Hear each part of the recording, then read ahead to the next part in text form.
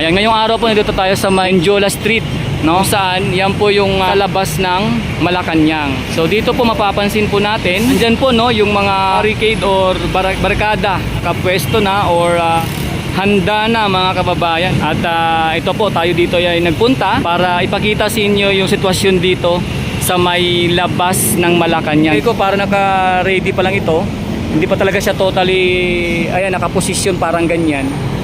Tapos doon sa may pinakaloob, yan nga po yung mga truck na yun, may laman na rin, may karga na rin. Tapos dito sa may gilid, ayan o, mapapansin po natin na naka-ready na rin mga kababayan. So ayan po. So yan po yung ating isa sa nakitang sitwasyon dito ngayon sa may Menjola Street, papasok po ng Malacanang.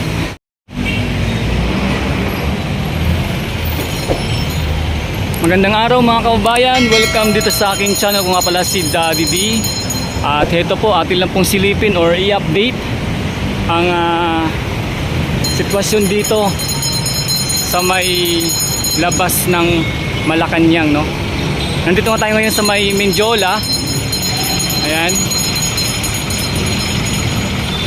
Papakita ko lang po sa inyo yung sitwasyon dito mga kababayan, no?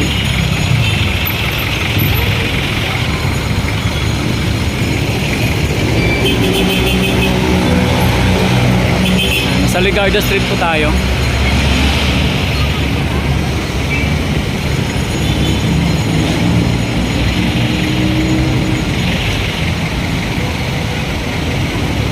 Ngayong araw po ay June 11 at dito po sa may ibaba nitong Recto Avenue, Ligarda Street sa may Menjola.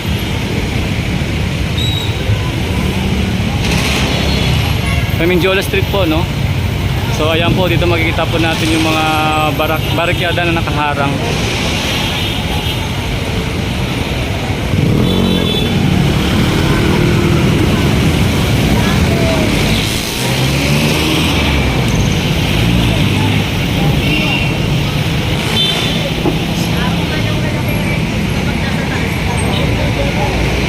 So tingnan po natin sa may itaas ng footbridge mga kababayan, no?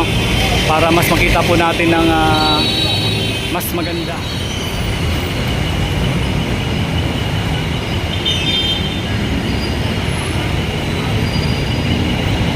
Shoutout muna sa ating mga kababayang bayaning OFW, Filipino immigrants all over the world sa mga kayong sulok ng mundo. Mag-ingat kayo palagi sa inyong bawat araw na gawain. And syempre dito po sa ating bansang Pilipinas, Luzon, Visayas at Mindanao, mapagpalang araw po sa inyong lahat.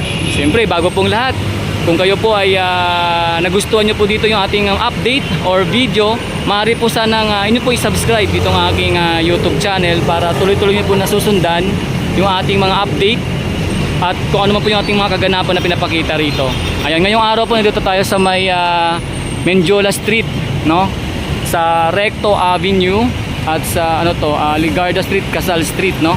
Kung saan yan po yung ito yung area na to na sa labas ng Malacanang. So dito po mapapansin po natin ay andyan po no yung mga barricade or barkada. Barikada, anong tawag diyan?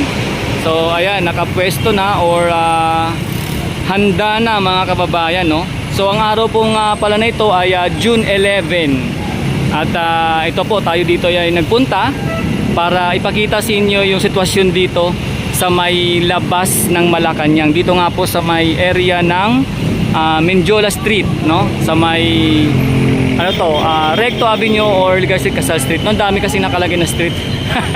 Basta sa Menjola tayo mga kababayan. At ito po yung pinaka paligid. Ayan, no? So yan. So syempre bukas ay Independence Day mga kababayan. Meron talagang may nagpapahayag ng kanilang mga hinaing or saloobin sa ating gobyerno. At isa po itong area na ito na madalas parang pinupuntahan maliban sa may Liwasang Bonifacio, di ba? So madalas to sa may labas ng Malacanang. Kaya kung mapapansin niyo, ayan, naka-ready na po yung mga pangharang or barikada, no? na talaga namang pang ano lang to, no, para siguro hanggang dyan lang po yung pwedeng mag ano, kung sakaling merong mang rally, kung sakaling merong mga dito magpupunta na magpahayag ng kanilang mga hinaing or salubin sa gobyerno. Kaya naka-ready na po yung mga pangharang dito papasok sa may Malacanang, mga kababayan. Natin din po silipin yung pinakadulo. Puntan po natin ng mas malapit.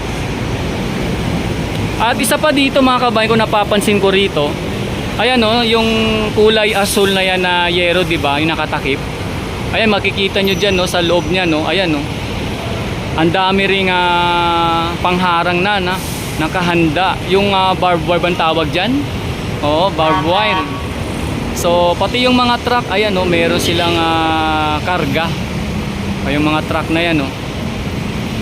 So ayan, tapos wait lang, medyo malayo ating pang punta, mas malapit. Mas malapit tayo.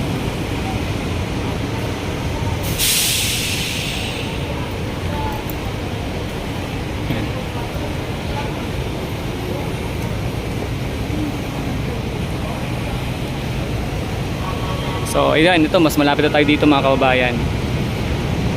Bali yan po yung ano, no, pinaka signboard dito. Ayan, Recto Avenue, Mindiola Street.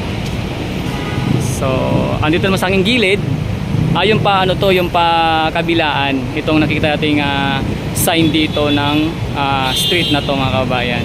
At yun na nga po, dahil medyo tayo ay malapit na, so ito na po, napapansin na po natin ng mas nakikita na po natin ng mas malapitan itong mga ating sinasabing pangharang or barikada.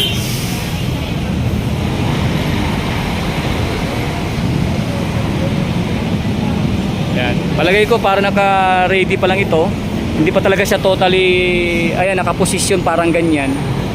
Tapos doon sa may pinaka-loob, yan nga po yung mga truck na yun, may laman na rin, may karga na rin. Tapos dito sa may gilid, ayan, oh, mapapansin po natin na naka-ready na rin, mga kababayan.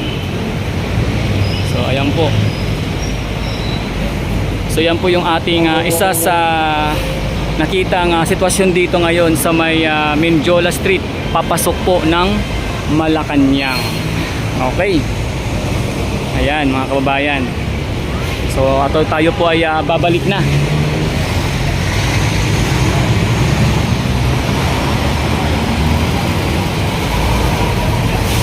So bali yan po yung ano, area ng dito sa paligid. Ayan.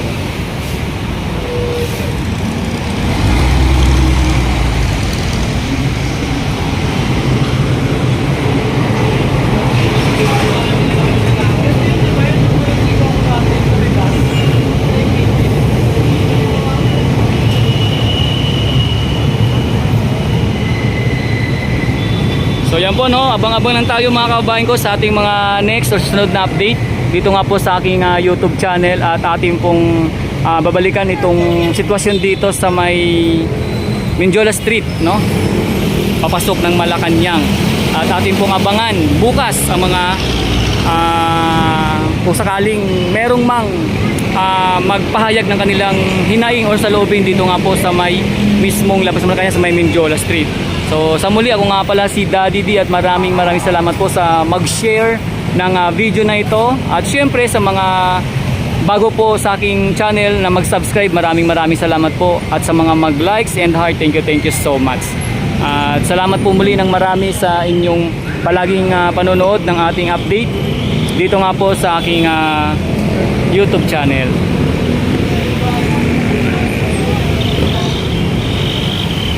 Yan, tayo pa dito babalik bukas, mga kababayan, June 12, Independence Day. At abangan nyo po yung ating mga ipapakitang sitwasyon o kaganapan dito. At hopefully tayo po ay makapag-live at maganda po yung magiging ating signal or coverage dito bukas.